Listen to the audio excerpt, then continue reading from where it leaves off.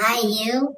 It's Mort, the Glockster from Red Cedar Games. I'm here to talk to you about a subject that is not near and not dear to my heart, and that is the game Monopoly. Monopoly in the board game world is a bad word, but it's a familiar word, much like many bad words. But today, going and digging deeper into the sinister history of how Monopoly started and ruined a century of board games may blow your mind. So please prepare your mind for big blow. Now I'll just paint the picture. It is the Great Depression in the 1930s. The location is America, Los Estados Unidos. And there is a man who is unemployed, who is playing a game, who enjoys the game, who then steals the game and tries to sell it to Parker Brothers, who say, no, we don't want it, and then later they say yes, and he becomes the maker, designer of Monopoly, which at that time explodes. It's about money. That was what a lot of people were thinking about at that time, and about getting a lot of money. It struck the greedy chord for some people and became very famous, and so did that man. Now, just a warning for you, the following content is disturbing.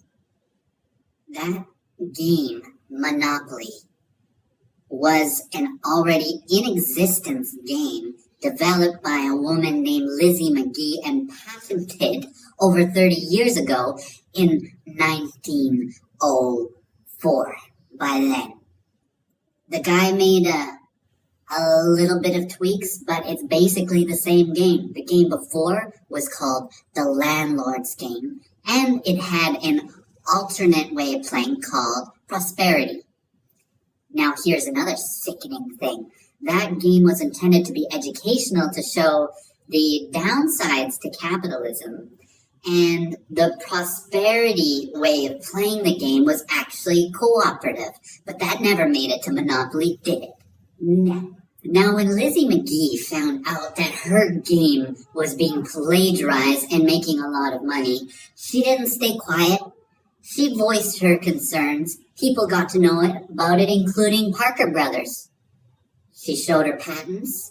I already have this game. The proof is here. I got the patent. So they offered to pay her about $500 at the time.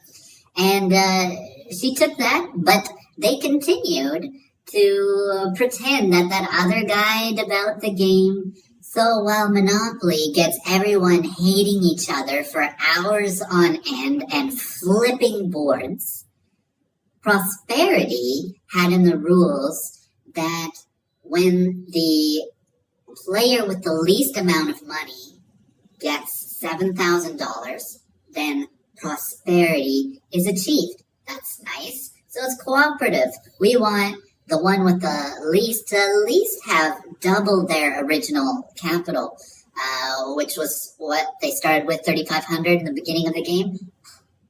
Nice. But instead, that's not what we got. Monopoly is responsible for people in the board game community being a little nervous that someone else is going to steal their game. Thankfully today, people in the board game community are a lot less cutthroat, and we don't really have to worry about people stealing our ideas. Instead, there is sharing of ideas. They're working together cooperatively, but even though a lot of them are making competitive games, why? Because they're still doing what was being done since the 1930s, because people like the competitive nature of Monopoly when it could have been the version of the original Landlord's Game Prosperity that was cooperative, and we could have had a century of cooperative gameplay. But we don't. And that makes me sad.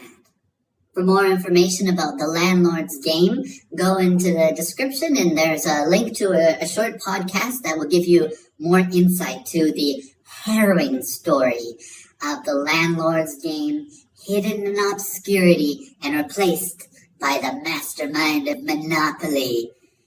And also, in the description below, you are welcome to sign up to our newsletter if you like cooperative games as opposed to competitive games, especially our upcoming debut game, Homing, where with the link below, you will get your own discount. Now, see you later. Stay educational, stay cooperative, be friends, and goodbye.